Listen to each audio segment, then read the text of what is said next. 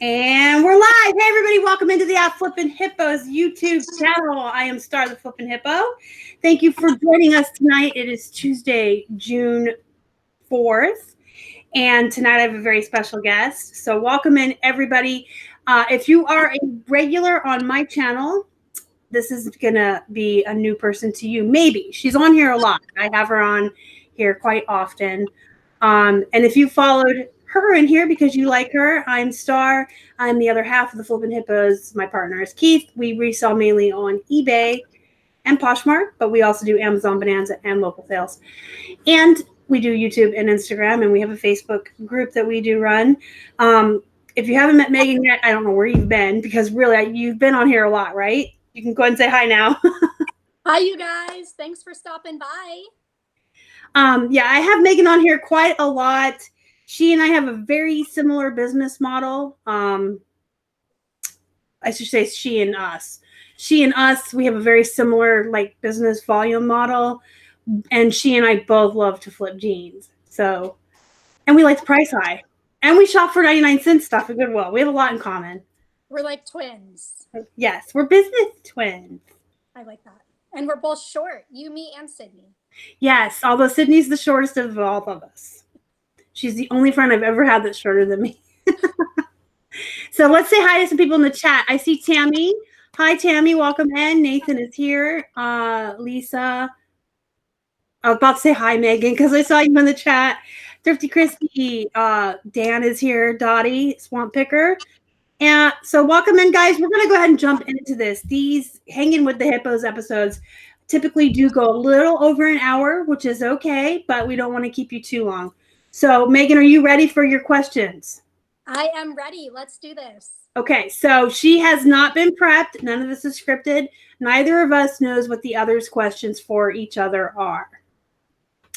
And I'll say hi to Barry real quick. Hi, Barry. Okay, Megan, the first question I ask everyone is to just tell us a little bit about yourself. How long have you been reselling? How did you get started in it? And are you full-time? So my name is Megan. I am 27. I have 2 kids and a husband, and I have been reselling on eBay since I was 12 years old. I've only been full-time, though, for about 2 years now. When my first son was born, I used to work in bank management, and I couldn't find a daycare that could accommodate the hours that I needed. So I ended up leaving the bank and doing eBay full-time. And that's where I am now, full-time eBay, about 2 years, but altogether since I was 12, just kind of selling things like that we had around the house. That's awesome. And you do gross 6 figures a year, yes? I do, and that is gross, so keep in mind that is not take home. My profit margin is about 54% right now, and then keep in mind I have to pay federal taxes on that. And you also have someone you pay for photos? So actually, this is new. I had 2 employees. One of them moved, and the other one just moved like 2 weeks ago. So I am down to 0 employees now, since we're moving next week anyways. So down to 0, but I did have 2. Okay. So yeah, just keep that in mind, guys. Her 6 figure a year income is gross. She still has to pay taxes out of that. She had 2 employees. But most clothing resellers hang out around a 40 to 50% profit. But ours is around 50 to 60 because of the 99-cent days. And I think yours is the same because our cost of goods is so low. Yeah, so what's funny is your 99-cent days are on Sunday, and so are mine. So we're identical when it comes to that. Yeah. Okay, so number 2, what platforms do you sell on? Which is your most favorite and your least favorite? So right now, I only sell on eBay, Poshmark, and Mercari. I used to do Amazon a little bit with Merchant Fulfilled, but not anymore. My favorite, though, is eBay. I would say like 98% of my sales are from eBay.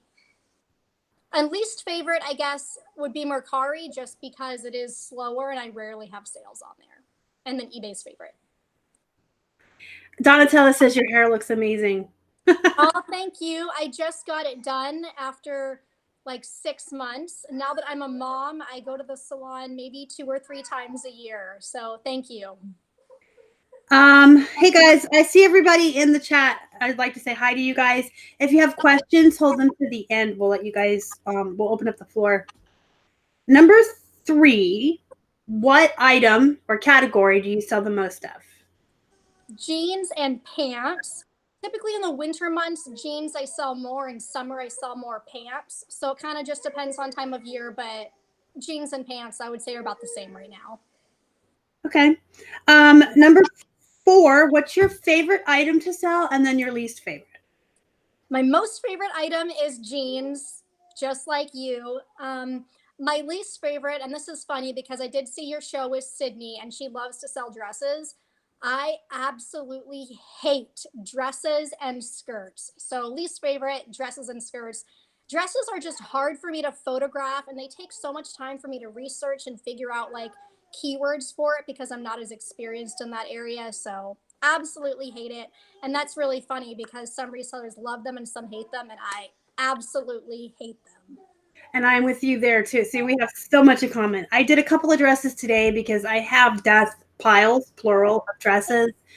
I inherited someone's inventory and I just put them off. I hate photographing them. I don't know anything. It takes me like the time it takes me to do one dress, I could have done 10 pairs of jeans. Yes. Putting it on like the mannequin and getting it just right. The jeans with my flat lays, I can just go boom, boom, boom and do 10 times as many. Yeah, and I don't even have to comp jeans anymore, which I'm sure you don't have to either. But no, not unless it's something really expensive and I want to make sure I'm not leaving. And hi to the little one. That's Grayson, my older one. Oh, this little curly headed. Diaper change. He smells bad. Hold on a second. Can you come get him, John? Yeah. Thank you. Thanks you, John.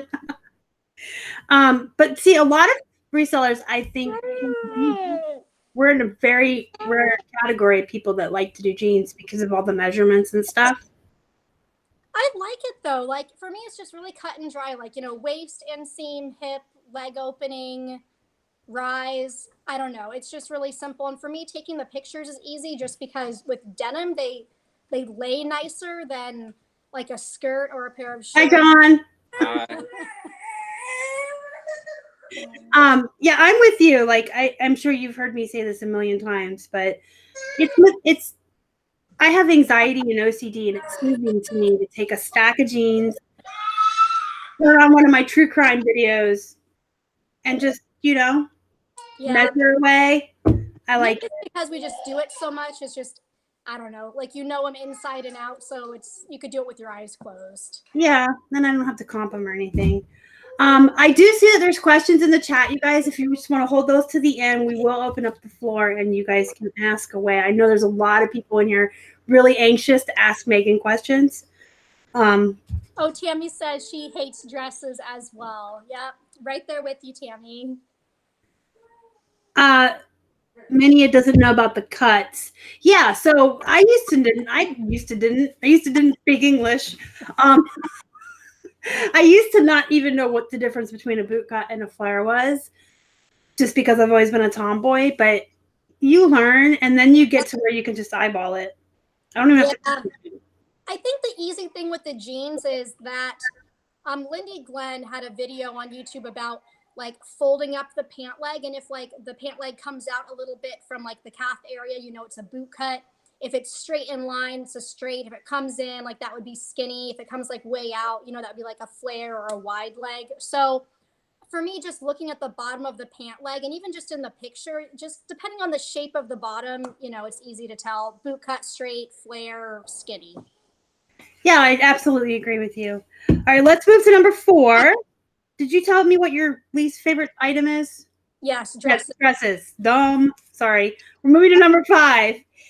Your favorite place to source? So I only source at one place, and that's Goodwill. There's no Salvation Armies that I know of here in the Seattle-Tacoma area, but we are moving in about a week and a half, so that may very well change depending on what stores do 99-cent days. So here, Goodwill, because they do 99-cent days every weekend.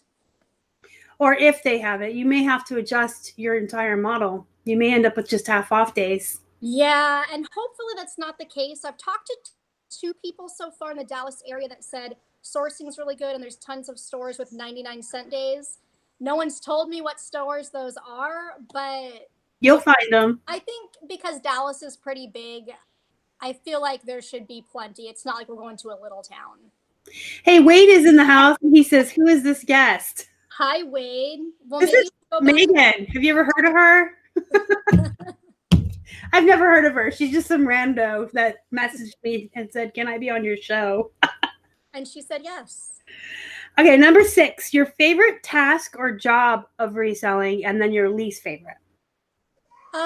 Favorite would be sourcing, and I do actually like shipping most of the time if I'm not doing like 60 items and I'm overwhelmed. Least favorite would definitely be listing. It's not fun, and that is why I hired employees to begin with, was to, take the pictures and the measurements and get them all bagged and ready for me, just so it would make that go as quick as possible. So I hate listing, and I'm sure everyone else in the chat probably hates that the most as well. Probably my favorite. Oh, that's your favorite part? Oh my Probably because I'm OCD, I think. And I think we're not anymore. It's just my favorite part. I think it's a combination of the fact that it's soothing to my anxiety to sit and just, list from the templates over and over again. Only if it's jeans or plush, though. If I'm listing shoes or dresses or anything like that, I hate it. It is my least favorite then. But if I'm doing something I'm comfortable with, booty shorts, jeans, plush, things like that. And then I think it's a combination of that and my bad back. I can get super comfortable and just list. And I'm not in pain. I'm not like doing anything that's taxing. Does that make sense? Yeah, it's just like in your happy place, and you can do it without even thinking about it. You just, next one, grab one, type it all in. Yep, and I'm comfortable and I have a drink and I usually have a TV show on, and anything else, shipping, any of that, like just I have to be really slow with it and I have to take breaks and sit down, and it's so annoying. But I actually like listing. I don't know. I'm like the oddball person that likes listing. Okay, share a bolo with us. I totally forgot that was going to be a question that you would be asking. So since I do jeans and pants, I do like a brand called Pilcrow and the Letterpress, which is from Anthropology. The tags are kind of hard to read because it says Pilcrow and the Letterpress, but then it has like zigzag stitching through it. But the few pairs of jeans that I have found from that brand, one of them I sold for like $110 in like 2 days. So yeah, let's go. Wow, that's impressive. Pilcrow and the Letterpress. It is hard to find, but if you do find a pair of their jeans with like nice embroidery on them, you could probably get $80-$90 easy. I've had 2 pair. Did not find them in the wild. They came in the ThredUp denim rescue boxes. And I didn't know what they were at first because of that stitching. Yeah, you look at it and you're like, was there like you think that there was like a manufactured defect because that zigzag is like kind of weirdly placed. So you think that it's like a messed up item. Yeah, and I think it was you I sent the picture to, like, what the heck do I have here? I've never seen this. It came in it. And that's like something like when you go out sourcing, if you can find stuff for 99 cents like we do, or if you can go to the bins and pay by weight, or if you're willing to risk one of these rescue boxes, that is the way to learn. That's the way to find brands you've never seen before and discover those treasures. I think especially those ThredUp boxes, because you're getting stuff that's like not local to you. And for me at my Goodwill, like I get kind of the same stuff every week. There's probably like 10 particular brands that I get every single week, and there's tons of them. And then there's brands that I only find occasionally. So with those boxes that you're getting from out of state, you're kind of opening up your horizon to like tons of different things that you wouldn't get locally. Yeah, absolutely. And they have different shipping centers. I've gotten boxes from Georgia. I've gotten boxes from the other side of PA. I've gotten them from California, I think. So I've gotten all different kinds of things that are different. And like you said, I see the same jeans every week. When we went to Florida and South Carolina and sourced, I found different stuff. That was cool too. But all right. So now I want you to share a no-lo, which is a opposite of a bolo. What should we never source? So for me, that would be fast fashion brands, particularly like Wet Seal and Forever 21. I'll give you 2. Just because Wet Seal, their stuff new is like less than $10. So I don't know who would be looking for that on the used market. I don't think there's any items right now in my store by Wet Seal. Maybe a couple from Forever 21 because they were a really good, like trendy piece or a good size. But 99% of the time, I would never, ever, ever pick either of those up because they're just so cheap, brand new. No one's looking for them used. I got them in the beginning when I was learning and I didn't know. I think my very last Forever 21 skirt just went this weekend. It was a 99-cent, $8 shipping clearance item. I hope it was my last one. But yeah, when I first started and I was learning, I bought everything for 99 cents, whether, that's how I learned. I did that too. And because I'm going through all my inventory right now, getting rid of things because I don't want to be over our weight limit for moving, I'm finding these items that I would never pick up now. And I picked them up because they were $1. So I was like, who cares? It's $1. We'll try it out. So there's like Forever 21 and there's some Wet Seal in there, just like complete junk. And I'm like, I would never pick this up now, ever. Oh, absolutely. And but that is also how I found the good stuff. My very first pair of silver jeans I brought home and sold for $50 in 2 days. And you remember that brand? Yeah, it was 99 cents. And I'm like, I know this sounds familiar to me. And it's only $1. I brought it home. I found out why it's familiar. Those are the jeans Casey wears. He will only wear silver jeans. Classy guy and those Robert Graham shirts. His Robert Graham shirts and his silver jeans. He's so fancy pants. But and I tell him that he's fancy pants. But yeah, they sounded so familiar to me, and I'm like, I know that this is a good brand, and I couldn't remember if I heard about it from you or Casey. So I brought them home and looked them up, and I'm like, well, hey there. Now they're my favorite brand. I flip them for $50 all the time. I see some people are putting them in at 19 and 20 now, and if that's you, shame on you. Because they will still, even though people are running it to the bottom, I still get that price for it regularly. Now, I'm more often going to get a best offer of 40, but if you start at 40, you're going to take a best offer of 30 or 35. So yeah, I'm right there with you. I price high just so I can take a lower offer. Yeah, exactly. And Megan was on, if you guys haven't seen it before, like after this or tomorrow, whenever you guys have that non-existent spare time, none of us have, you can search the channel. Megan was on one of my Sunday night shows once, and we talked about a lot of different brands of jeans that both she and I source. And we talked about the starting price that we start a lot of jeans at. And a lot of people were shocked and surprised that we get what we get for stuff. But you can price stuff high, trust me. I totally forgot all about that episode. Yeah, we made that whole list of brands. I forgot all about it.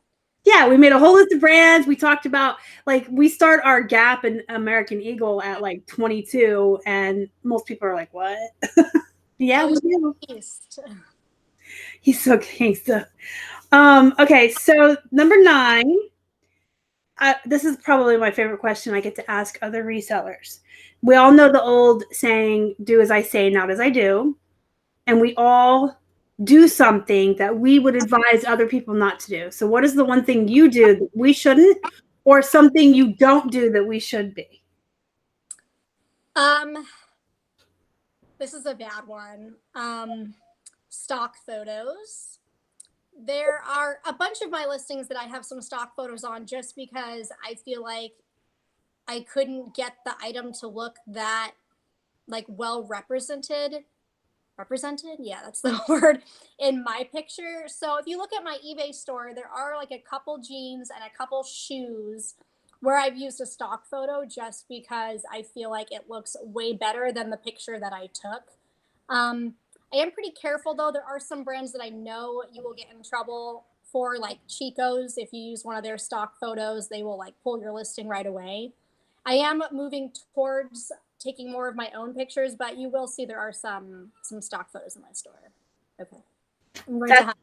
You guys, if you're watching this, let me speak into the microphone because this is important. Don't use those. Number 1, you can, like she said, you can get in trouble with the brand. But number 2, you're looking at getting an item that is described open because you're using a stock photo that's not the exact item you're sending them. So That's a big one too, because people see the stock photo and they think it's a new item right away. And that's a big thing because people aren't looking at the condition. They see the stock photo like, oh yeah, I want that. It looks new. That's absolutely correct. Yep. Or even if it just had, if their distress mark is a little tiny different than yours, or their pocket's a little different, you know, there could be any number of just small differences a picky buyer will see. So that would absolutely be something Megan does that we should never do. Done. The last question, the best piece of advice you would give to other resellers, whether they're new or veterans. I think something that I have learned is you should make yourself a daily schedule and treat it like a job. Otherwise, I think you will get burnt out and your productivity goes down. So for me, I have a set time that I get up in the morning. I have set hours that I work. Sometimes they vary each day because I have other things that I'm doing. And then setting a quitting time. And then after that point, no more work for the day. And for me, that's kind of increased my productivity because I know I have, 2 or 3 hours that I have to get this work done. And then after that is, free time to spend with my kids. So yeah, I think that's it. Make some type of daily schedule for yourself, a starting point, what you need to get done in that time, and an ending point. Exactly. And I always, me and the bullet journal and the to-do lists and everything. The only thing I would add to that is find out what kind of a worker you are. Some people are like Megan, they need that set straight. I work and then I'm off work. I can't do that. I have to work a little bit, take a little bit of time off, work a little bit. And some people are like that. So I always tell people, figure out which one you are first and then build your schedule around that. I'm a procrastinator is my problem. So if I know I have all day to do this work, I'll sit on Facebook, I'll go do something else, I'll make myself a snack. I don't sit down and get work done. So if I cut out a certain block of time, I know I have to work for, 60 minutes or so, I'll sit down and I'll get the work done. And then I know I kind of reward myself with a break. So yeah, that's kind of how I do it. It's like this chunk of time is for Poshmark and then I get a break. And then this chunk of time is for YouTube and I get a break. And then this chunk of time is for eBay and I get a break. But I can't work straight through. I got to have breaks. And that's probably my back. But I also believe in the reward system. Like you said, if you complete tasks, give yourself 15 minutes on YouTube or 15 minutes on Facebook, read a book, or not the whole book, but read a chapter, watch a show. Or go buy some lunch. Sometimes I will be like, okay, if I get all this stuff done by lunchtime, I'm going to go buy a Subway sandwich because I love that. I love Subway too. We just got coupons off topic. They accidentally sent us 2 sets to our address to us. So we said, well, we're going to keep both. They were buy the whole 12-inch and get one free. Is that like your Sunday, not your Sunday paper, but just like the newspaper thing that comes like in your mailbox with like? No, it's like just from sheets addressed to us. Oh. And we got 2 sheets. So what we've been doing on Saturdays is after yard selling, we go and we get 2 foot-long hoagies for the price of 1. And yes, we call them hoagies in Pennsylvania. Yeah, like hoagies. I was like, you're talking about Subway? Yeah, 2. They're whole hoagies. They're not 12-inch subs. I'm sorry. They're whole hoagies here. And then we have 1 half for lunch. And then we have another half for dinner. I love it. Oh, that's awesome. Yeah, little rewards. I like that. Yes. Okay, so you're going to have to bear with me here. I do have all your trivia questions, but we did do our grocery shopping today. So I have some written by hand and some are screenshotted that I did in the car. I'm ready to fail miserably at this. All right, you guys that are watching, feel free to play along. Put your answers in the chat. If Megan seems stumped and you think you know the answer, you can toss it in the chat for her and help her cheat. You can even Google it for her if you want. What is the capital of Alaska? Oh my God, I'm psychic. I knew you were going to ask me that. It is Juneau. I've never been there. It's like this small little city by the coast. I don't know why they picked that to be the capital because it's so small, but they do like all the political stuff there. And Megan is originally from Alaska, if you guys didn't know that. Yeah. I'm from Fairbanks, little town right in the middle. That's home. So the second question is also about Alaska. Okay, let's do this. Are there really 30 days of night in Alaska? That's like a trick question. Yes, it is. So yes, because of like the summer and winter solstice, there's like a month in the year where there's not very much daylight. And if you live all the way up in Nome, which is like the very top of Alaska, there's like 1 or 2 hours of daylight a day for like a month. So the answer is yes, but it's just because there's not as much daylight, which is why. Yeah, that's part of it. But it also, what I read was there's a city called Barrow that's even more northern. Yes, Barrow. Sorry, not Nome. Yes, Barrow. You're right. Yeah, Barrow's the most northern, and they actually do have 67 straight days of darkness. And that's where there was like a movie shot up there. 30 days, 30 nights. It was a really bad vampire movie. Yeah, and it was like a really badly made video or movie. Yeah. Yeah. But they, on the other side, they have 80 days of daylight in the summer. Yes. So in Fairbanks, where I'm from, in the summer solstice, there's like one day towards the end of June where it's like 23 and a half hours of daylight. So it's like sun the whole time. But in general, for summer, the sun hardly goes down. So you have to have like blackout curtains or else you can't go to sleep. That's pretty awesome. Is it still cold? No, it's like warm. Sometimes in the summer, it'll be like 100 degrees. Like once in a while, like maybe 2 or 3 days out of the summer. But it's like in the 70s in the summertime. It's nice out. It's beautiful. Wow. I just learned something. I just figured it was always cold there. No, the summertime, that's when people vacation there because it's beautiful out and you can see like Denali, the big mountain and everything. Yeah. No, it's summer. Like you can wear like a tank top. You're like stripping. Donatella says your head is cut off. Oh, let me back up. There you go. Okay, so number 3. What year was Levi's founded?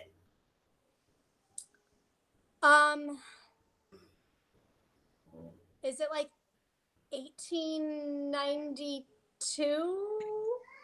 1853. Dang it. And bonus, do you know what they were before they were jeans? Is this something to do with the rivets on the pockets? They like made them for something else? No. I don't know. Okay, I'll come back to that. So Levi's was founded in 1853. Do you know what year, this is number 4, what year jeans were invented? 1873. I was close, right? Yes. So for 20 years, I'm sorry, Casey's texting me and I was trying to read it. I shouldn't. I'm live. Go ahead. During this live show. This was very important. So for 20 years, Levi's was around before jeans were invented. They were a dry goods store. Like you guys have seen like those, like Little House on the Prairie when they would go to the market and get all the stuff or the. Oh gosh, my mother read us when I was a kid. She read us like all of those books. Yes, I love those books. But they had, what is the word I'm looking for? They had the general store. That's what it's called. That's what I was going to say, but I was like, no, she's not thinking that. Yeah, it's the general store. So Levi's had all these dry goods that they sold for 20 years, and then Levi's were invented in Genoa, Italy, and they were made from this is a fun fact. I know you'll like this because you like corduroys and jeans like I do. So in this little city in Italy, they made pants out of this cotton that they called corduroy, but in their language, it was jean. So when they came over to America, they were called jeans. So the first jeans were actually corduroys. Oh, I did not know that. I know, isn't that cool? I was like coming up with questions for you, and I'm like, oh my gosh, I'm learning stuff about stuff I like. This is cool. Didn't know that. All right, so my next couple are on my phone. Okay, so what are the tiny little pockets on the jeans for?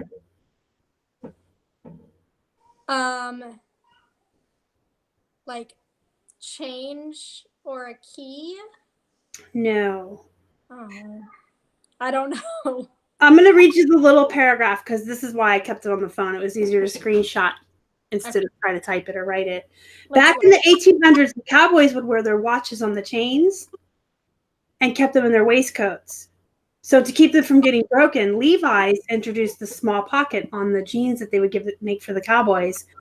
So when they started to wear jeans and not waistcoats, that was where they would put their watch. So it came from the times of the gold rush. So clearly they've changed that over the years because that pocket is so tiny. I don't think you could fit one of those round pocket watches in there. I'm like putting my fingers in mine. I could fit one in mine, but maybe that's because I'm fluffy. Bonus question from Nathan for both of us. Who invented denim? I have no clue. I don't either. The only information I have is it was cotton corduroy made in Italy and that came over here and they called it jeans because it loosely translated. Oh, Laura Williams says pocket watch. That makes sense. Like a pocket watch because it goes in the little pocket. Yeah, because they used to wear the waistcoats and the trousers, and then the cowboys started wearing the denim pants as we know as jeans today. Okay, so now here's number 7. What is the tiny metal round thing on the pockets of the jeans? A rivet. Yes, it is a rivet. Do you know what it's for? Oh my gosh. I remember this from like history class in 8th grade. And so I believe it was like a structural thing to make it really strong because like they had put gold and stuff in their pockets and it had to be able to hold like that weight. Yep, exactly. Oh, it keeps them being pulled apart by strain or movement. Because this was all like during the gold rush. Right. And the answer is Moses Cone in North Carolina. That's cool. We're learning stuff. I know. I was like, I have no idea. And I love selling jeans. I should know all of this stuff. All right, this is going to be a shoe question, though. Okay.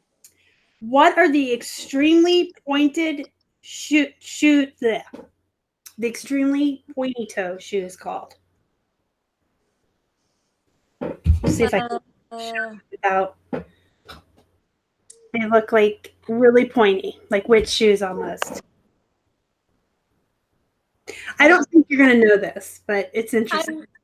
That makes me think of like those like Spanish boots that have like the really long, like curved. Yeah, they're not like curved, but they're just, oops. Yeah, I don't know. They're called winkle pickers. Winkle pickers? Winkle pickers, because in England, periwinkle snails or winkles are a popular snack, and they eat them by using a pin or pointed object to extract the soft parts out of the shell. So they came up with the phrase, you winkle something out. So the pointed shoes are winkle pickers. So should we be putting that in our titles on eBay for pointed shoes? Yes, winkle pickers. And then you can put in your description box that snails are a popular snack in England. These are used to get the meat out. Swamp Picker says elf boots. I agree with that one. Yeah, that makes a lot more sense. Nathan says Cohen manufactured unusual textile fabrics and founded a company that became the leading manufacturer of denim. His company was a major supplier to Levi Strauss and Company for nearly a century. Awesome trivia. Thanks for sharing that, Nathan. I love learning. It's part of why I love putting these trivia questions together for my guests because it's like I always learn something that I didn't even know. Okay, I Googled, quote unquote, the most popular jeans brand in America. And it gave me 9 answers. Can you come up with at least 5? Levi's is definitely on there. Yes.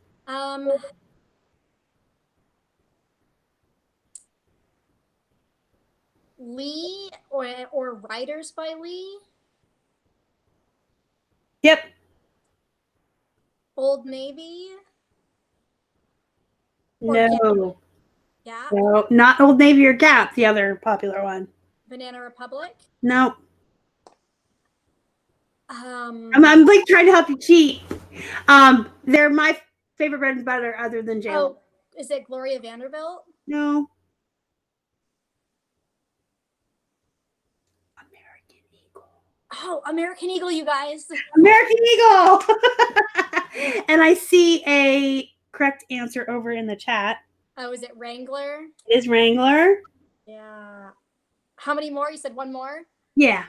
Give me a hint. I can't think. They're knocked off a lot. So probably like Tommy Hilfiger or Ralph Lauren. No. They're not even on there.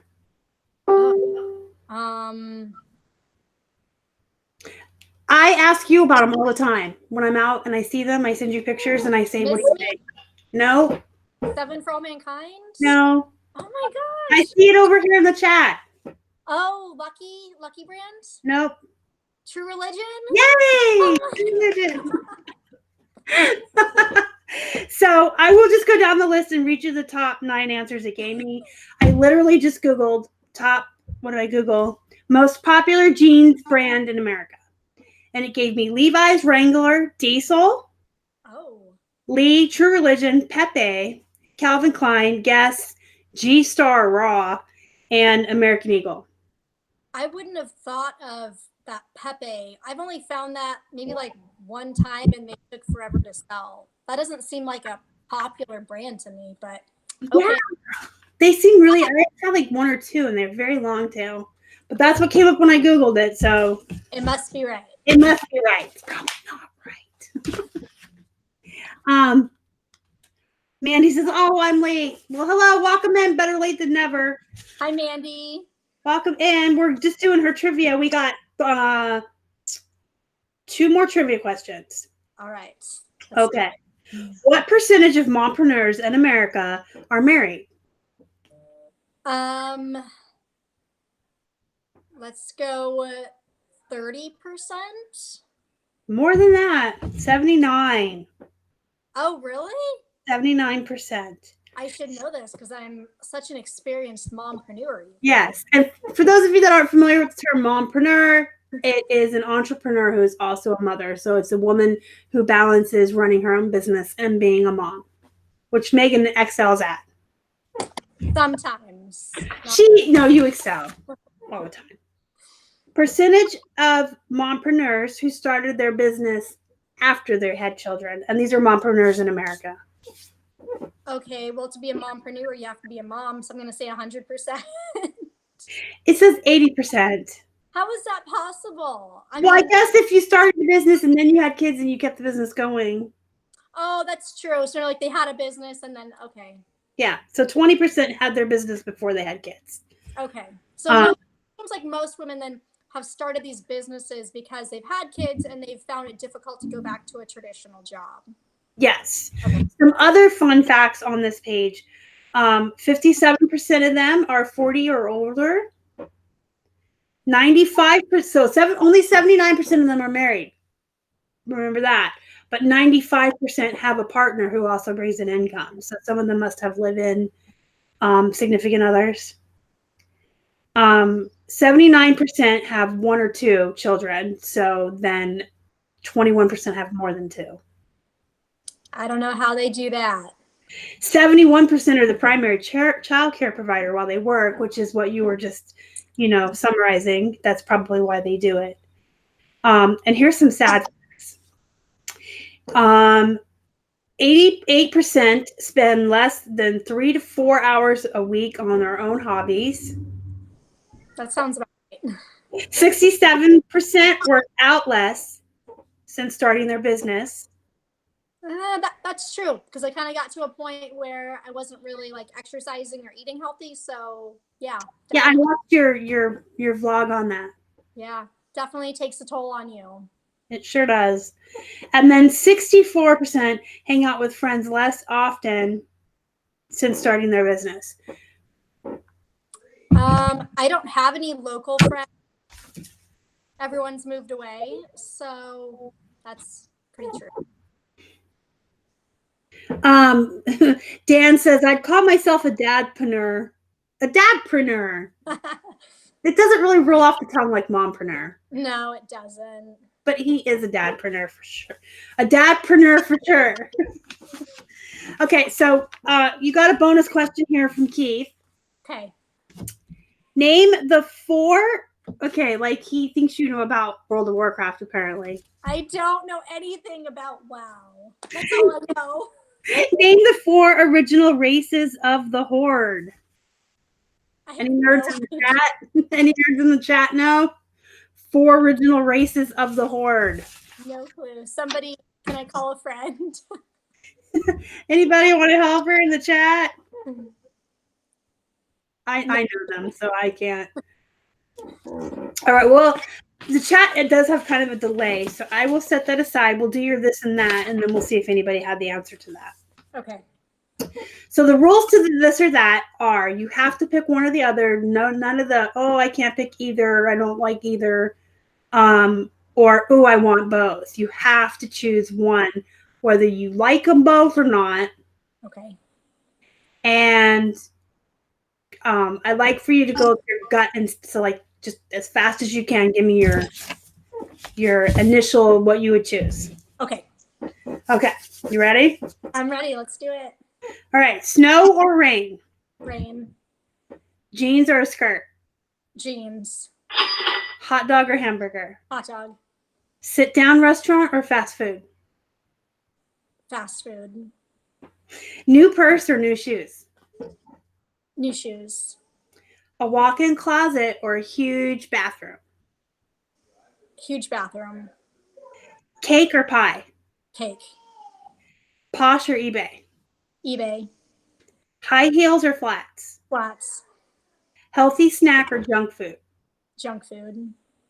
And Keith's bonus one is a console video game or a video game on the computer.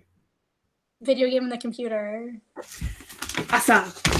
Some of those I want to change now. Like the walk-in closet, maybe I'd rather have that. Well, if you had a huge bathroom, you'd have a claw tub, right? You can dream. I would never get any time to lay in that claw tub. That's true. Someone says orc, human, elf, and troll. The orc and troll are correct. Humans are alliance. I don't know anything that you're talking about. The 4 original races of the Horde are the orc, undead, troll, and tauren, which are the cows. Nathan says, I just learned from you I've tapped up on many pairs of Pepe jeans. They are very long tail. Mine sold for like $25, but they sat for a long time. Yeah, Leslie said mine took over a year to sell. But I don't know. It is what it is. So did you bring questions for me? I did. Am I scared? I'm scared, you guys. I do not know what they are. Okay. So what is your business goal for the rest of 2019? To get our business to the point where Keith can quit his outside job. Okay. A personal goal. Huh? Personal goal for 2019. My personal goal for 2019? Yeah. Non-business related. Non-business related. Holy shoot. I'm like a workaholic. I guess to try to lose some weight or at least be more active, which is really hard with my back, but I've become very sedentary. So I'm trying to be less sedentary. 5 minutes a day is all it takes. That's Well, what I'm doing we've right been now. walking like 15, 16 minutes a day for now. That's more than me. I do like 5 minutes of stretches and like cardio or like, what is that called? I don't know, like sit-ups, stuff like that. Well, I can't do stuff like that because of my back. Oh, and then I'm I go like very limited. around the block. So like 5 minutes a day. That's all I'm doing. Yeah, I'm so limited on what I can do and how much I can do before I'm just like done. So, yeah, that's my goal. Like I've started doing like the yoga that I'm allowed to do, which is very limited. And we're many positions with that you can do without, like stretching. Yeah, there's not very many, but the ones that I do have are specific for people with bad backs that my physical therapist taught me. So that's my goal. So what we've been doing is it comes out to like a mile a day. That's pretty good. Like, I don't know. I think even anything like helps. If it's more than what you were doing before, like you're moving in the right direction. Yeah, someone recommended a video. I'd have to look at it. I'm very limited on what I can do. Like, number one, what my actual on-paper limitations are from the doctor, but within my own scope of my body says, no, that's not happening. Your favorite brand to sell? My favorite brand? Yeah. Are we talking jeans or plush? Anything. That's really hard. Okay, Disney Resort plush. Okay. What has been your worst buy this year? I don't even know. My worst buy this year. Oh, I do know. I brought home 2 pairs of Lucky jeans a couple weeks ago. I got them for 99 cents a piece. I thought I'll list them both for like 25, each. I got them home and the inner thighs, the crotches were totally ripped and blown out. Because I guess I didn't check them at the store because I'm a new person to eBay.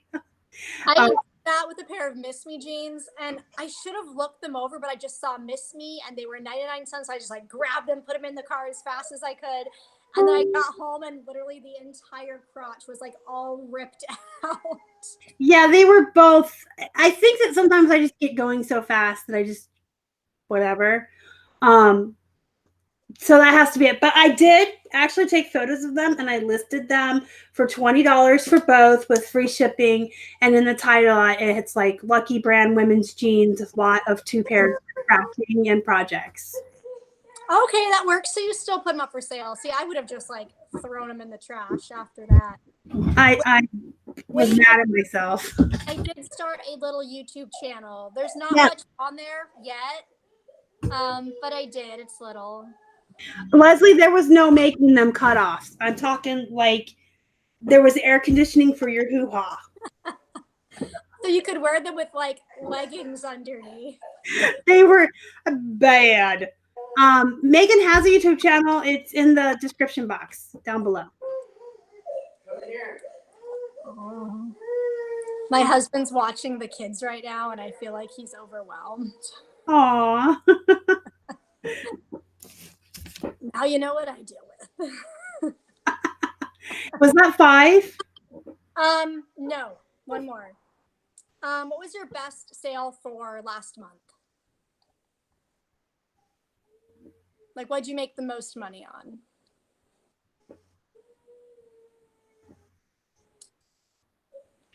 I'm thinking. I'm gonna have to pick some. Frozen, or did you not hear me? No, I'm just we do so many different platforms and we do local sales and stuff. But I don't really talk about those a lot on the channel, so we will pretend those don't exist for that question. Probably the WAF, the one that I spent $25 on that sold for almost 60. That's really good. Yeah. How long have you had it? 3 weeks. Oh wow, that's good. Yeah, but he's a World of Warcraft WAF. He just sold over the weekend, so I believe he counts as May. That was last month. We haven't really. Oh wait, we did have a couple of electronics from yard sales. But it's still probably the Wolf. I don't know. Like, we are really stuck here with like 99 cents, just bread and butter crap all year long until the yard sales start up, and then we can start finding the high dollar stuff. Yeah, that's me too. I'm just so much on like the bread and butter because I can get it for $1. I've just become so much like volume, like just pushing it out because that's what I have access to. Yeah, that's the same that we do. It's all about the volume with us because that's what we have. And then in the summer months, that's when you find the electronics for $1 or $2 at the yard sale that you can flip for a lot of money. But Like, and then we clearance stuff. So our average sale price, you guys, is only $15, but that's because we have a lot of those 99. When we clearance stuff out on auction, or we have a clearance store category, I put them in for 99 cents, and then I charge like $7.50 or $8 shipping. So we're actually getting like $9 for the item or whatever. But eBay only counts the 99 cents towards your total sale. Your average is probably lower than what it should be.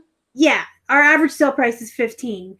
And I know it's because we sell tons of those 99 cents items that are actually going out the door for like 9, but that's not counted in your total because they don't count shipping. So what do you think your real average is? If we took out all the dollar sales, probably like 18, 20, maybe a little higher because of the jeans. And I do sell a lot of expensive plush. I always see your plush that you post online, the screenshot, and they're like $30-$40. Yeah. People pay that, but I mean, if you took all the 99 cent crap out, probably 20, 25 at this point. But that's only because of the plush and the jeans. Because a lot of the men's shirts that Keith does, it's like what you said. It's just he gets them for $1. They're selling $12 to $16 a piece, and he's just pushing them. my average has gone down quite a bit the last couple months because I'm trying to just get rid of things. So I've been taking some pretty low best offers just to get rid of it. We have a weight limit for this move, and then everything over that we have to pay for. And I really don't want to have to pay to move any of this stuff that I got for $1. So yeah, I hear you. Clear as much out as I can. I'm trying to get rid of stuff on Poshmark too. So anything that went below $12 on the last closet clear out, I made one of those signs, and it's just like, if you pick 2, I'll give you 1 for free, and I'll give you a discount shipping. I just really want. There's so little of it left. The crap that we got in the beginning that we shouldn't have. You know what I mean? Yeah, I've been doing buy 3 get 2 free right now on eBay, because if they buy 3, I'm gonna have to ship it in at least a regional A box. So it's pretty easy to stuff in like an extra 1 or 2 items in that box. So that's what I do. That's a good idea. We have a bunch of different I'm just trying to get rid of a lot of I want to get rid of like everything that we never should have got, but we already put the work into it. So I don't want to just pull it out and redonate it because we've already put the work in. So if we can get, 99 cents plus 8 shipping, that's $9. We profit 2 or 3 because we paid $1. Then we have $4 to go get 4 items that are better. You know what I mean? Well, now I don't feel bad because I've been getting rid of a lot of junk where my profit has only been like $1 or $2. But the thing is, like, I need to get rid of it. I don't want to have to pay to ship that item to Texas and then only make, $3 or $4 on it 5 months down the road. So yeah, and I mean, even if you're only making $1, with our cost of goods, you've doubled your money. That's true. When I think of $1, I think, like not worth my time, but that's true. You are doubling your initial investment. You're doubling your initial investment. And you learn along the way. So like a lot of the crap that I'm basically just giving away that we're barely profiting on. By the way, you guys, if you have questions, now's the time. Throw them up in the chat. We'll open up the floor now for questions. But the stuff that I'm trying to get rid of that I made the mistakes on, I've learned. And that learning and becoming more educated in your business is invaluable. You cannot put a price tag on that. You cannot put a price tag on learning from your mistakes and becoming better. I'm finding a lot of old junk. I'm pulling all my old bins this week, all the stuff that hasn't been bagged and tagged, and I'm finding so much garbage, things that I would never pick up now. And I'm actually just going to donate them back to Goodwill because I don't foresee them selling in the next year. Yeah, and if they're just in a bin, like the stuff I'm talking about, I've already done the photos. Keith's already done the photos. It's already in the store. But we had a big old desk pile upstairs that never got touched or worked on. That stuff we're just redonating. It's crap. Get rid of it. And your time, time is money, and the time it's going to take for you to sort all that and photograph it and list it to potentially only make a couple bucks, for me, it's not worth it. Oh, absolutely. Who did their first Posh listing? Nathan. Yay. Follow me on Poshmark. I'll follow you back. And Saturdays we do the share party in my Facebook group. I just had a brain fart. Smart Savvy Gal says, what part of Texas are you moving to? So we are going to Plano, which is just north of Dallas. How many listings do you have in your eBay store in Poshmark Closet? I actually have to look at eBay because ours fluctuates up and down so much. I'm down to like 2,900 right now. You still have more than us. Well, I had over 4,000, so yeah, you did. It's kind of sad, but at the same time, I need to get rid of as much as I can before this move. We're at 1904, and then we're like right at 1K on Posh. I think I only have maybe 200 items on Poshmark, so you're way ahead of me on there. Yes, I've been on there for a year, so. Leslie says, are you doing free shipping and free returns? It depends. If it's first class, yes to both. On jeans, yes to only one. And it depends on the jeans. Jeans that are new in the store are higher priced. I put free shipping on and they pay the return. If they've been around a long time and I'm trying to get rid of them, I drop the price drastically, charge shipping, and then put free returns on. I'm doing free shipping, but I do not do free returns on anything right now. And I guess I should say other stuff that if it's not jeans, if that's the only exception, anything that weighs over a pound, we charge shipping and returns on. Yeah, that's too heavy to potentially have to pay that both ways. Yeah, so jeans, it's one or the other, and then first class is both. Oh, Leslie also said, when did you decide to move to an anchor store?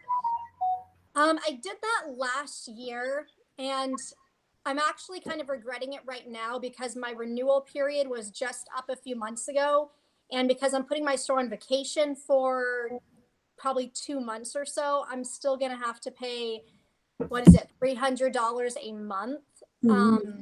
And if I want to cancel my anchor store, I have to pay like an $800 cancellation fee. So right now I'm regretting it, but once I get back up to at least 3,400 listings, I'll be happy. And we were working our way towards an anchor store last year around this time. Our goal was to hit it by the end of June, but somewhere in May, we decided that we wanted to instead spend more time on Poshmark, or me spend more time on Poshmark and YouTube, and Keith branched out into those other areas of local sales and Amazon and some of the other stuff that he does, and then he picks up my eBay slack for me. So we just made a decision that we couldn't list enough to get to an anchor store if we were going to have our fingers in all these pies. Yeah, and it's really hard to maintain. Like I got to 4,000 listings, and then as they started to drop, like it dropped quick with the amount of items I'm shipping out a day.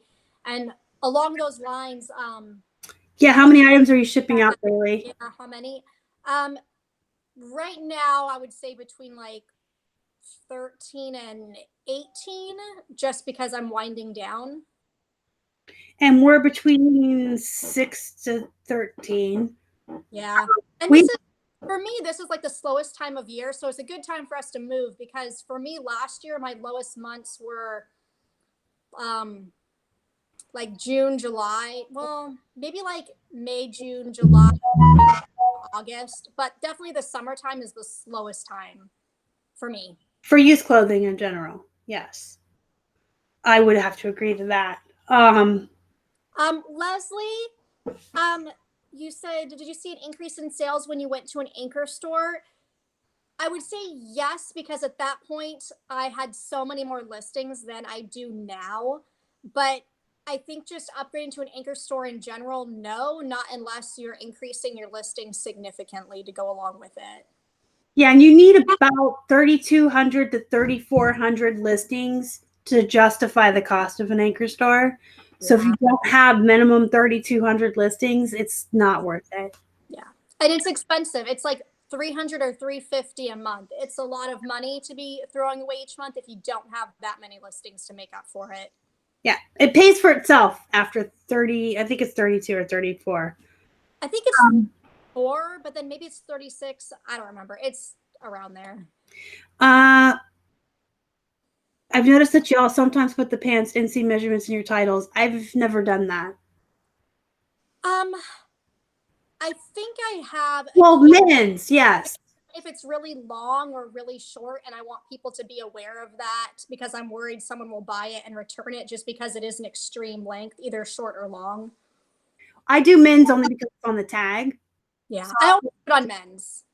I put the size on the tag. I saw somewhere there was one there she is, Kim. I would love a video on how to list on eBay. I can't seem to sell anything on there. There's no one real magic video that will teach you how. My advice for you, I do have a playlist on this channel, a series called Back to Basics. If you watch all the videos in that series, it kind of covers everything, but there's like no one magic video because there's so much that goes into selling on eBay. There's listing, playing around with Cassini and the search algorithm, what you should be sourcing, how you should be doing your titles and your keywords. But yeah, I cover all of that in that whole series. Yeah, there's a lot that goes into that. I mean, I've changed my technique over the years, and what I do now is totally different from what I did 2 years ago. Well, and every seller update, you have to adjust something. Yeah. I did not say that with any kind of snark. Rachel says, Megan, do you sell anything else besides clothes? I do shoes, and that is about it right now. Once in a while, a handbag, but no typical hard goods like electronics. What percentage of return is average for clothing? I hear a lot of people say 1.8 or 1.9 is the average. Ours is 2.9. I'm like at 4.5%. Well, you sell mostly jeans, though, and I think jeans are the hardest thing for women.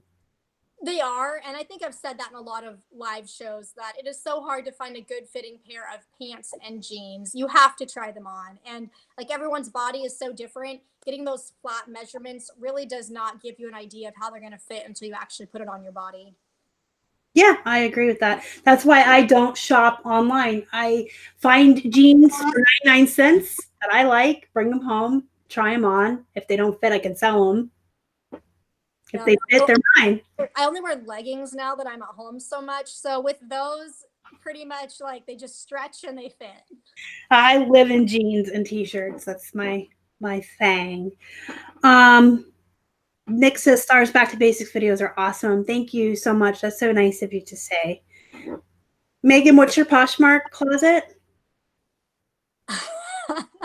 I'm pretty sure it's Shop the Sandcastle. Let me look real quick. As you can tell, I'm not on there. I mean, I'm on there every day, but not as much as eBay. Yeah, it's it's Shop Sandcastle. Yeah, and Megan is in our Facebook group, you guys, and she usually does. Well, I know you're going to be moving soon, but she usually does participate on Saturdays in the share party that we do. So you can get it from there. The last 2 weekends, but usually I'm in there. Donatella, do you ladies think changing titles and prices really affects the algorithm and gets you more views? Or do you think that's a waste of time? I think that's a waste of time. So actually I'm kind of opposite. I would say it does, but for me, that's kind of because recently I've been going through all my old inventory and taking new pictures and changing the title and item specifics because eBay has updated a lot of the item specifics over the last year or two. So a lot of my jean and pant listings that are really old, there's like new things to put in, like the length, now there's like full length ankle and capri, and like the fit is now like the leg shape. So yeah, I think it's important, and that kind of gives your store some more activity.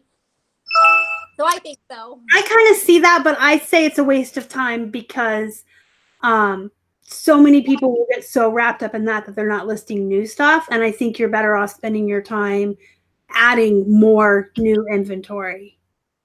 Or even like, for me, it's the old items that I'm revising. I don't go into newer items and change anything because to me, like, those are good. But the old stuff where my titles are all just great. Oh, yeah, for sure. Like before they forced all of us into Good Till Canceled, we did 30 days. Yeah, and so when something was a month old or 6 months old, it would come down and go on the unsolds every month. And that gave you a chance to look at stuff that wasn't selling and see why. You could lower your prices. You could play with stuff. I mean, I want to say it's a waste of time because I think that a lot of people spend too much time on that when they could be spending time on new stuff. Yeah. So It's maybe kind like, I don't know, 10 minutes a day if you want to go in, like update some of your old ones. I think that would be helpful. But as far as like going in and updating like new stuff, no. But if it's old, definitely. yeah, like pick like what I've been doing since we've all been forced into the Good Till Canceled. I go and I look every morning and what's going to end in the next 24 hours, and I pick like 10 of the oldest ones or 15 of the oldest, and I end them manually, and then I play with them and put them back in. But that's it. That's all the time I spend on it because I think that I'm better off adding new stuff. Yeah. But I don't want people to feel like they should get wrapped up in hours and hours and hours a day of going through their old stuff, and they're not sourcing, they're not taking photos, they're not doing anything new. Yeah, it's kind of a balancing act. Like you shouldn't spend all day doing that, but I would spend a couple minutes on like the old stuff, like you said, going in and revamping the listing a little bit, but definitely not hours or the whole day. Yeah, no. Do you pre-bag your clothing? I do. My system is very similar to Megan's. If it weighs more than a pound, it goes into one of these, into a bin with a tag on it. And then when we ship it, we will pull that tag off, put it back in the bowl, and the next time I take photos, those slots get refilled. It's very similar to hers. Hers is a little bit more organized than mine. I'll have to grab one and show you real quick. Let me get one off the counter. Yeah, do that.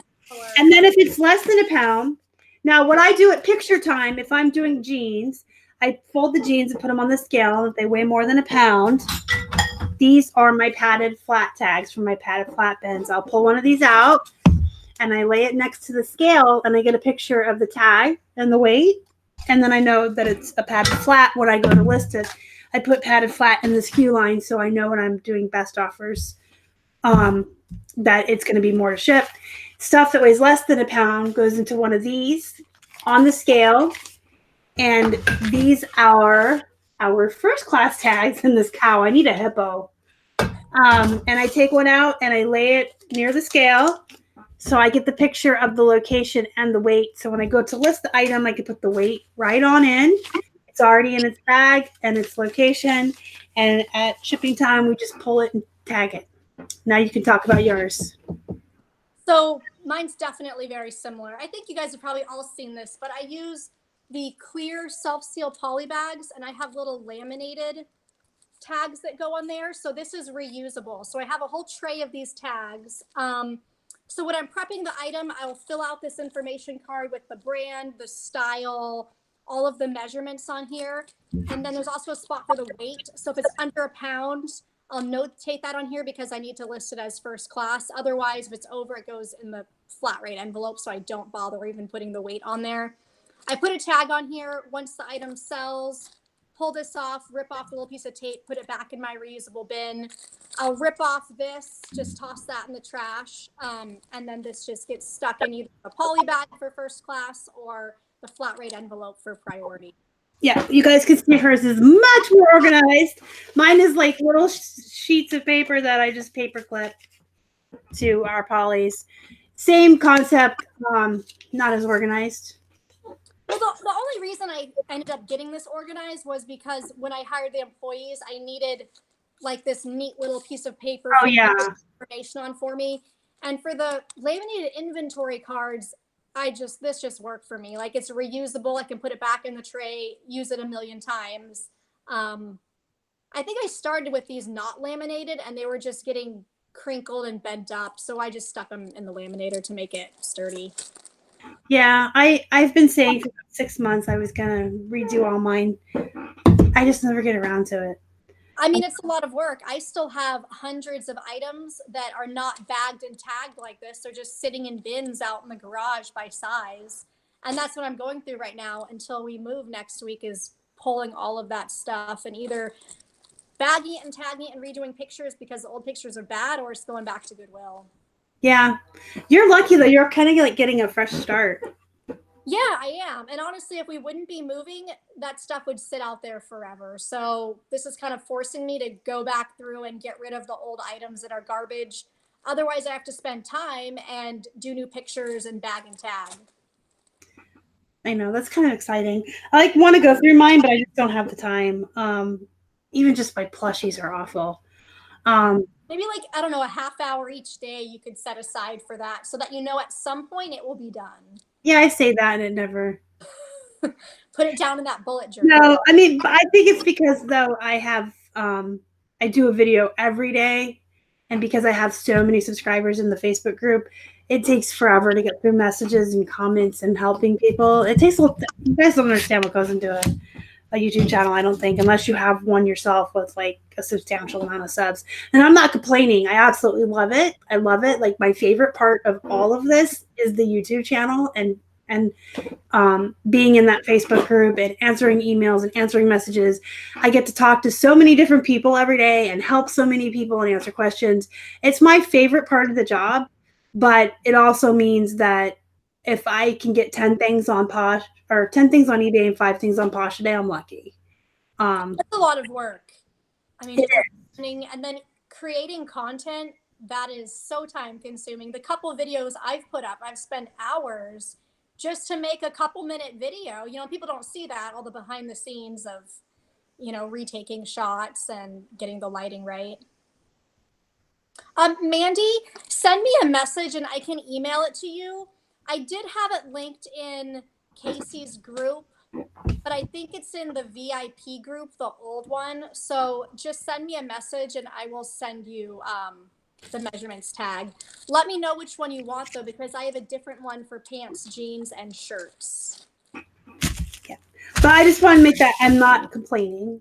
It's my favorite part of the job. It just takes so much time that then I have to get 10 items on eBay and 5 on Posh. That's my minimum for myself a day. I'd like to do 15 and 10, but my minimum is 10 and 5. I have to share the closet 3 times a day. Then I'm a person, so I have to have time to be a mother and a girlfriend, clean my house, and be a human. So yeah, I always say I'm going to spend 15 minutes a day on my inventory. It never happens. But I do get through 2 to 3 bins every weekend with my extra time that I've been reorganizing. Are the flat envelopes about the same size as this, Megan? The poly bag, like the shipping bag, or my clear bag? No, your flat rate envelopes that you mail them in. This is a padded flat. They're about the same size. And I'm going to really quickly show someone how to get jeans in there as I kill Hannah. Sorry, Hannah. You're on a death pile, Hippo. Rachel, how the heck do you get so many listings up with the little kiddos? I don't know. I used to do sometimes like 100 items in a day. That was when they were already bagged and tagged though for my employees. I was just making the listing. You know, right now, some days I'm getting up 10 or 20. Some days I'm getting none. So it just depends. So I'm going to use these cards as an example because they are plus size 16. So they're the larger jeans. This is how I do it. I fold them in half. And then I fold them in half again. And if YouTube isn't taking you time, Bearder Picker, good for you. That's amazing, but it takes time for me. I get over 100 messages a day from people that watch me. So it takes time unless I just want to ignore people, but I don't want to do that. So I fold them in half and then half again so they're long like this. And then half again, and then half again. So they just look like this. Now these are size 18 plus size.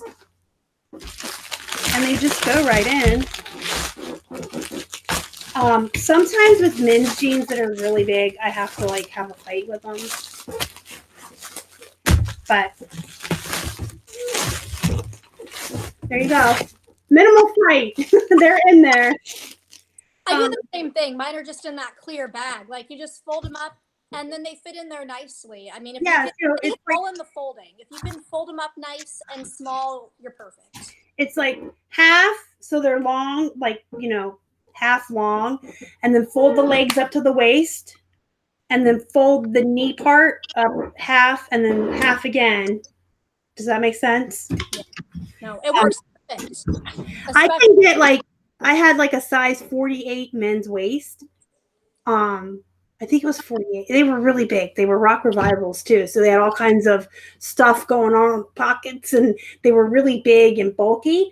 I got them in there. Now those took a little bit more. Like once they were in there, I kind of had to like shove them a little bit. And sometimes I have to like kneel on it on the floor to like get all the air out more so I can wedge them in. Well, the good part with the these are different than, she uses the paper envelopes because she uses that plastic bag.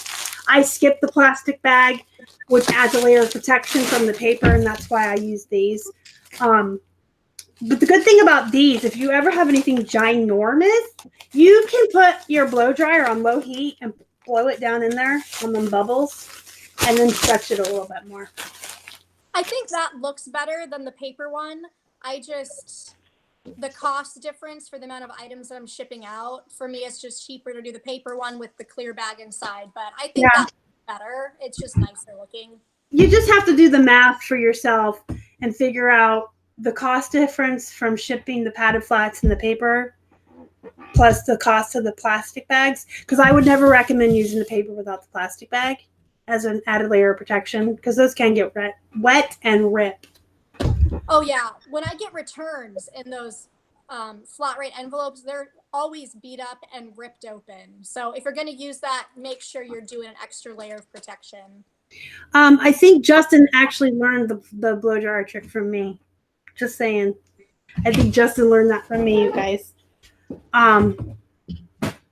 So yeah, you just have to do the math for yourself. It would have costed us more to buy the plastic bags and do the paper envelopes than it does for me just to do those. And I do like to have a lot of these around because you can use these for Poshmark, guys. And that's free shipping. Supplies, so you're not paying for poly bags. So you can actually use these for Poshmark if you don't feel the need to have your fancy packages. Ava, that $25 coupon, are you talking about with the store subscription and the quarterly supply coupon? If that's what you're talking about, you can find it under what tab is that in your seller hub? Do you know that I don't even know because I've had it bookmarked for so long? I just go to a bookmark I have and it goes right to it. It's like under the tabs, and then it's like the seller discounts or something. Oh my gosh. If you just Google it, like eBay supply coupon, there's probably a link that goes straight to your coupon code. Yeah, there is actually. I just can't remember. Like, you know how when you just bookmark something for several years and you just never think about it? Bearded Picker says, I was kidding.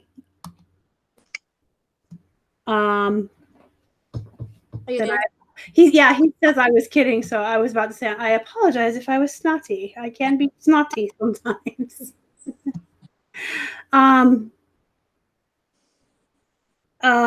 Nathan really wants everyone to get the chat moved. Vacuum sealer. I think Megan actually. What? I think we lost your camera. Hold on. Yeah, we lost your face. Someone like called me and I hit decline and it like went away. Oh. Let's see.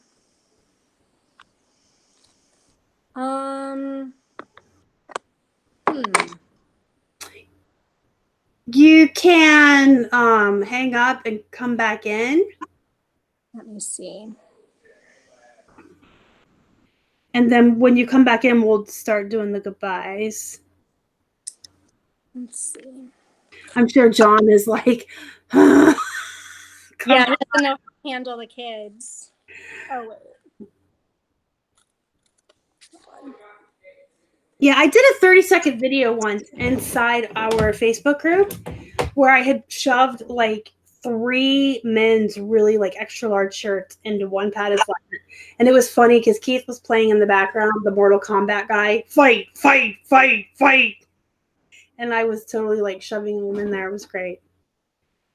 I think she left, so she'll probably come back in, guys. Hopefully, so we can say goodbye.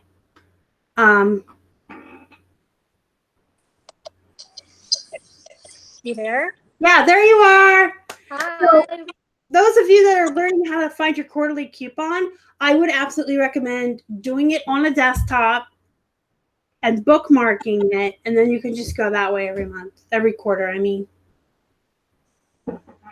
All right, so you guys, I'm going to start going through my car salesman spiel that I go through at the end of all of my videos. While I'm doing that, if you have any last minute questions, toss them up, and I'll try to have one of us answer them before we leave, but I do want to start doing my talking thing.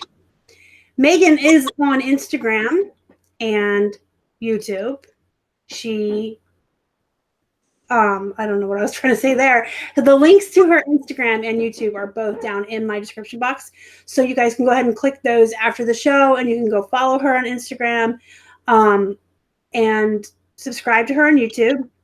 Megan, I think that you give a lot of really good information out on your Instagram, and a lot of people were encouraging you to do the YouTube because of that, right? Yeah, and I kind of took a while, but I finally made a YouTube channel, but it's definitely a lot of work, so I don't post a lot of stuff on there, but when I do, I don't know, every couple weeks. Yeah, her inventory system's on her YouTube channel. So that would be one absolute good reason to subscribe to it. You can go see her inventory system, but absolutely follow her on Instagram. She gives out tons of invaluable information on there. She shares her sourcing, her follows, what sells, what sells. Yes. So definitely follow her. If you're not in our Facebook group, you guys go ahead and join that. Link is in the description box as well. We have a lot of fun in there. A lot of really good people in there. It's a very positive atmosphere. I feel like everyone's really willing and eager to help each other out. And thumbs up. I see 34 thumbs ups and 69 people watching. So if you guys can hit that thumbs up, it really does help the algorithm on our show. It helps the channel. It will help me and Megan be seen more. So hit that if you would. Keith and I, are on Instagram, Facebook, and Twitter. We're at Flippin' Hippos on all social media. And I guess I'm going to let Megan tell you guys a word of wisdom before we go. Oh my gosh, you put me on the spot. I did. Surprise! It's the same thing I said earlier. Make a daily schedule, pencil in your time for work and your break and your lunch and some exercise, and pencil in a quitting time, because I got to a point where I was very burnt out. And that was just because I was working every day, morning up until night, and I wasn't getting anything else done. It was just work, and I got tired, and I wasn't listing for weeks. So you don't get burnout. Do this for you. Make a schedule, get some work done, do something fun for yourself, take care of your body. Perfect. That's really good advice. And for everyone in the chat that joined us tonight, thank you so much for hanging out with us. In our line of business, time is money. So anybody your time that you give me and my guests on this show, we absolutely 100% appreciate you guys coming in and hanging out and giving us that time. I'm going to have to get up to turn the live show off. So I'm going to say bye right here. I'm going to get up and walk away. You're going to look at Megan's pretty face until we're gone. But until next time, you guys, go be productive. Go make some money. And I love you guys. I have the best subscribers on all of YouTube. Love you guys. Bye. Bye, you guys. I'm walking over there. Dun, da, da.